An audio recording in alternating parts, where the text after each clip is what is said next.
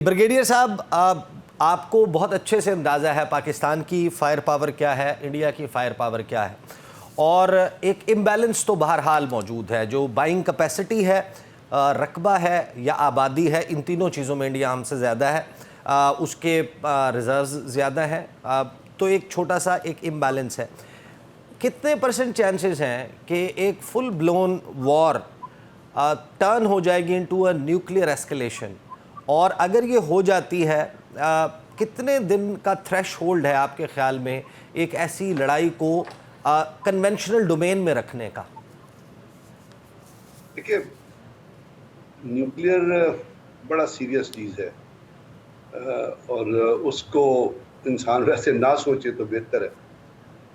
Conventional war के एक threshold होते हैं और अगर वो थ्रेशहोल्ड टच हो जाए तो फिर आपने ये स्टोरेज के लिए तो बनाया नहीं है, इंडिया ने भी स्टोरेज के लिए नहीं बनाया।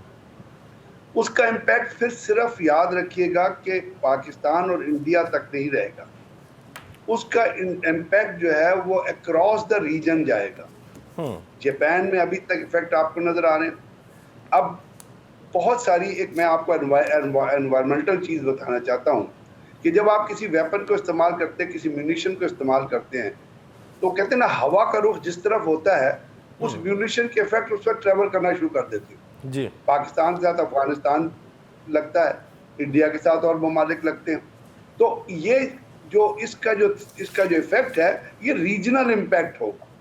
तो इसको it will be very catastrophic. और कन्वेंशनल वॉर जो है उसको आप सेक्टर तक या एक पर्टिकुलर सेक्टर तक महदूद तो कर सकते हैं, लेकिन अगर जैसे फर्ज करें हम एक हाइपोथेटिकल सिचुएशन डेवलप कर लेते हैं कि किसी एक सेक्टर में हमला होता है, कोई आप कर ले, कोई बालपुर वाली साइड पे हो, तो पाकिस्तान फिर किसी और तरफ से इंडिया के ऊपर अटैक करेगा ना, वहां तो वो कंटेस्ट करेगा। जब आप किसी और जगह से उनके सेंसिटिव टारगेट को अटैक करेंगे तो फिर देखिए उसका वो जो दायरा कार है वो तो वसी हो गया, और वो कन्वेंशनल वॉर का दायरा कार वसी हुआ। ब्रिगेडियर गजनफर साहब, ये बताइए कि एक तरफ इंडिया है और दूसरी तरफ पाकिस्तान, दोनों न्यूक्लियर आर्म्ड कंट्रीज़ हैं, लेकिन जाहिर है कि न्यूक्लियर के डोमेन में चीज़ें जाना, खुदा ना करे कि वहाँ पर मामलात जाएं, एक इम्बैलेंस ऑफ पावर ज़रूर है। लेकिन एक तरफ राफेल तैयारे हैं, दूसरी तरफ JF-17 थंडर है, J-15 मिज़ाइल हैं, दूसरी तरफ ब्रह्मोस मिज़ाइल हैं, वहाँ पर S-400 मिज़ाइल डिफेंस सिस्टम है, हमारे पास भी state of the art machinery and man behind machine मौजूद हैं। जो मिलिट्री पावर कंपैरिजन है करंट डायनामिक्स में और पाकिस्तान की जो डिफेंस एंड सिक्योरिटी नीड्स हैं, उसमें हमारी प्रिपेयर्डनेस को आप कहाँ रैंक करते हैं? इससे बात यह है कि आजकल जो कॉन्टूर्स ऑफ वॉरफेयर हैं, जो कॉम्प्लेक्शन ऑफ वॉरफेयर है, वो कम्प्लीटली तब्दील हो गई है। इसलिए तब्दील हो गई है कि ज़्यादा जो वॉरफेयर है वो टेक्नोलॉजी ओरिएंटेड हो गई है। आप स्टैंड ऑफ डिस्टेंस से फायर करें, आप अपना बैक डिस्टेंस पे रह के आप दुश्मन की जो इलाके में किसी भी टारगेट को हिट कर सकते।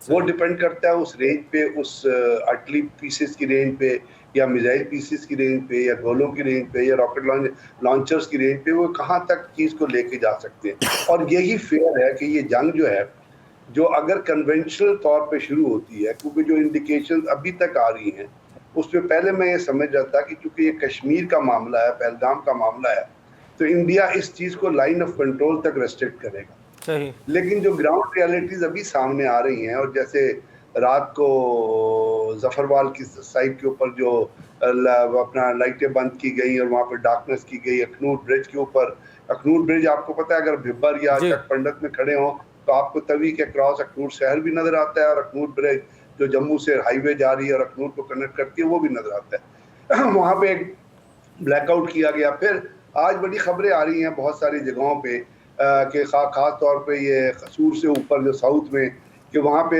जो लोग जो ये अपना खबरें दे रहे हैं, वहाँ पे जो बॉर्डर पे लोग रहते हैं, हमारे बहुत सारे दोस्त रहते हैं, उनकी ज़मीनें वहाँ पे, तो उन्होंने ये रिंग करके बताया कि जी वहाँ पे इंडियन इलाके में अनाउंसमेंट हो रही है कि लोग अपने घरों से पीछे चले जाएं, अपना सामान ले जाएं और इसको जगहों को खाली कर दें।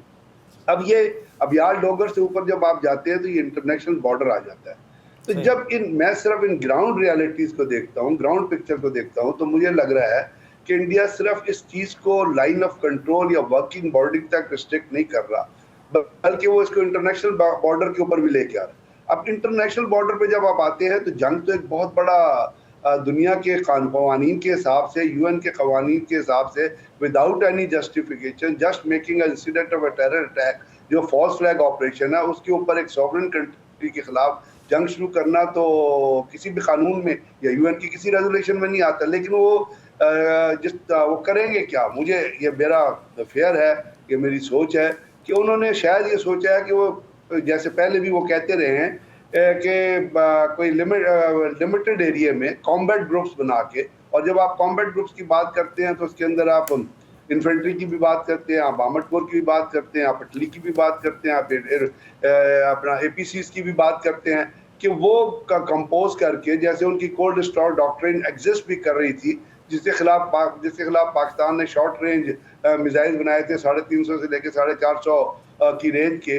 तो लग ये रहा है, जिस वक्त मैं इन ग्राउंड रियलिटीज को देखता हूँ तो और जिस तरह आपने कहा, आपने देखा कि उन्होंने कहा, इंडियन आर्मी को कहा कि जाएं जी आप अपना प्लान करें, अपना ऑफेंसिव प्लान करें, एयरफोर्स को कहा जी आप अपनी प्लानिंग करें, टारगेट को हिट करें। अब उसको वो अगर एयरफोर्स से कंबाइन करते हैं और जैसे कहा जा रहा है कि हमने टारगेट लॉक किए हुए हैं और कोई एयर वायलेशन होती है और पाकिस्तान के अंदर किसी जगह पे जाके हिट किया जाता है, तो ये तो फिर एक ऑल आउट वॉर शुरू हो जाएगी। तो जो इसका फैलाव, ब्रिगेडियर साहब, इसका जो फैलाव है जिसके ऊपर आप बात कर रहे हैं, जिसको हम खुद भी अब अंडरस्टैंड करने की कोशिश कर रहे हैं कि लाइन ऑफ कंट्रोल पर तो पाकिस्तान और इंडिया के दरमियान, दो मुल्कों के दरमियान कहीं पर भी होता है तो वहाँ तो ये डिक्लेरेशन ऑफ वॉर समझा जाता है, लेकिन इन पाकिस्तान एंड इंडियाज केस ये तो रूटीन रही है। एलओसी का हॉट हो जाना, वहाँ पर शहादतें हो जाना, वहाँ पर भारी तोपखाने का इस्तेमाल हो जाना, लेकिन जो अब स्केल नज़र आ रहा है, 12 दिसंबर 2022 यही मोहन भगवत जिनसे मुलाकात की है अभी नरेंद्र मोदी ने, और राजनाथ सिंह ये तकरीरें कर रहे थे इंडिया गेट पर खड़े होकर के पाकिस्तान का बनना एक ऐतिहासिक गलती थी और उस गलती को अनडू करने का टाइम आ गया, रेखा को, सीमा रेखा को मिटाने का वक्त आ गया है। ये जो तकारीर थी, ये जो गुफ्तगू है, और फिर उनके अपने आज़ाद कश्मीर के हवाले से, गिलगित बल्तिस्तान को हथियाने के हवाले से उनकी करारदादें भी हैं, उनकी गुफ्तगू में भी झलकता है। कहीं इंडिया के जहन में आपके ख्याल में ऐसा कुछ तो नहीं चल रहा? ये तो इंदिरा गांधी के ज़माने से है। इंदिरा गांधी की पहली स्पीच आपको कांग्रेस में याद है, जब वो पहली दफ़ा इलेक्ट हुई थी, उसने कहा था, आई कोट, कि मैं अपने पुरखों की एक गलती को माफ़ नहीं कर सकती कि उन्होंने सब कॉन्टिनेंट का बंटवारा किया। सब कॉन्टिनेंट इनके बाप का था। यहाँ तो उस जमाने में हिंदू भी आबाद थे, मुसलमान भी आबाद थे, लेकिन ये दिमागी तौर पे इस चीज़ से कॉम्प्रोमाइज़ नहीं कर सके। और उसने ये कहा था कि मैं कोशिश करूंगी कि इस बंटवारे को अनडन कर सकूं। अगर मैं कर सकी तो आप मुझे कामयाब समझिएगा, ना कर सकी तो मैं नाकाम होंगी। और ईस्ट पाकिस्तान के बाद बांग्लादेश जो बनाया गया और जो उसको जो ब्रीफिंग दी गई थी RN कॉल ने, जो उनका अपना इसका रॉ का अपना चीफ था उस जमाने में, तो उसने क्या कहा था? उसके बाद उसने ये भी कहा था कि जब हमने उसको तो कर दिया बांग्लादेश का, हम बलूचिस्तान की तरफ कॉन्सेंट्रेट कर सकते। इंदिरा गांधी का फेमस सेंटेंस था जो उसने अपनी किताब में लिखा है कि नहीं भी हालात साजगार नहीं है, इंटरनेशनल कॉम्प्लेक्शन ऐसी नहीं है कि हम ये काम कर सकते। तो ये तो बड़ी पुरानी सोच है। और यही सोच, जब मैंने कहा ना, जब उन्होंने, कांग्रेस मजहब का कम इस्तेमाल करती थी, जिन्होंने मजहब को हाइपर नेशनलिज्म में जब डाला है, तो ये तो नरेंद्र मोदी का ऑब्जेक्टिव है कि मैं किसी तरह पाकिस्तान पे हमला करूं। वो बारहा अपने स्वार्थ से बहुत सारे लोगों से इस चीज को एक्सप्रेस कर चुका। इसीलिए मैं आपसे कह रहा हूं कि लाइन ऑफ कंट्रोल पे उन्होंने सीज फायर, माहिदा एब्रोगेट खत्म करना था, वो उन्होंने कर दिया। लीपा वैली में फायर हो रहा है, 3 दिन से फायर हो रहा है, उसमें छोटे हथियार भी इस्तेमाल हो रहे हैं, बड़े हथियार भी इस्तेमाल। लेकिन इंटरनेशनल बॉर्डर पे मैं आपको आज बता दूं, अगर ये करते हैं तो ये जंग फिर कन्वेंशनल वॉर से निकल जाएगी। सही, ये फिर मिसाइल डोमेन में पहले चली जाएगी, और मिसाइल डोमेन में अगर ये गई तो इसका स्केल और फर्दर बढ़ सकता है। ब्रिगेडियर गजनफर साहब, ये बताइए कि 2020 में अभी एजाज साहब भी बता रहे हैं कि नरेंद्र मोदी का इमेज और उसका ज़रा एक बड़ा मसला बना हुआ है। 2020 मई का महीना, चाइना और इंडिया के दरमियान लाइन ऑफ एक्चुअल कंट्रोल पर स्कर्मिशेस शुरू होती हैं और वो माचो मैन, वो 56 इंच की छाती, उसका नाम सरेंडर मोदी पड़ जाता है। वो एक हजीमत है, वो एक शर्मिंदगी है जिसको वो लेकर अपने साथ फिर रहा है अपने कंधों पर। अब जाने का वक्त है उसके, अब नहीं तो आज से 2 साल बाद चला जाएगा। डू यू थिंक कि एक ऐसा शख्स अपनी थर्ड टर्म में इस किस्म की कोई चीज़ करना चाहता है कि जिसको वो एज अ ट्रॉफी अपने साथ घर ले जाए, सेलिब्रेट करे, और पाकिस्तान के ऊपर या तो हमला कर देना या हमले का ऐसा तासुर देना, इसके पीछे उसके अपने ज़ाती ऑब्जेक्टिव्स भी हैं? ईसा बिल्कुल वो करना चाहता है। हमें इसकी किसी कन्फ्यूजन में, किसी मिसकैलकुलेशन में रहना नहीं चाहिए, और इसका बाहरा उसने इजहार भी किया। अभी आप तमाम पहलगाम की वजह से कश्मीर दोबारा हाईलाइट हो गया।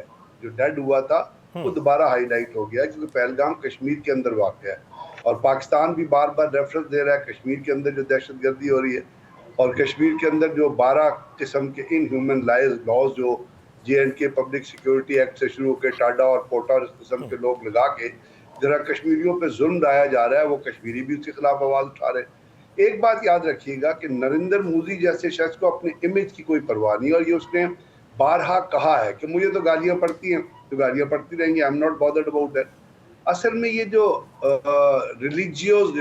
रिलीजन पॉलिटिकल जो चीज़ें आपस में और एक्सट्रीमिज्म की जब चीज़ें आपस में मिक्स होती हैं, तो वो वही चीज़ें होती हैं जो हिटलर ने जर्मनी के साथ किया था, और अल्टीमेटली क्या हुआ कि जर्मनी जो है वो सेकेंड वर्ल्ड वॉर के बाद यही फिनोमेना आपको नरेंद्र मोदी के अंदर नजर आ रहा है कि वो मजहब कार्ड को इस्तेमाल कर रहा है पॉलिटिक्स के लिए और हाइपर नेशनलिज्म के लिए। अभी ये रिसेंट जो इलेक्शन हुए उसमें उसने कहा था कि मैं 2/3 या 4/3 जीतूंगा, तो नहीं, लेकिन उसको हुकूमत बनाने में कामयाब हो गया। जो थिन मेजॉरिटी थी वो ली। इसका मतलब ये है कि वहां पे कुछ यही हाइपर नेशनलिज्म से, हिंदुत्व से और आरएसएस से, और आरएसएस की जो फिलॉसफी है कि इंडिया के अंदर सिर्फ हिंदू रहेंगे और बाकी लोगों को या तो हिंदुइज्म में कन्वर्ट करना पड़ेगा या वो जो है वो अपना हिंदुस्तान छोड़ के चले जाएं। तो इस किस्म की जो चीजें नजर आ रही है आपको,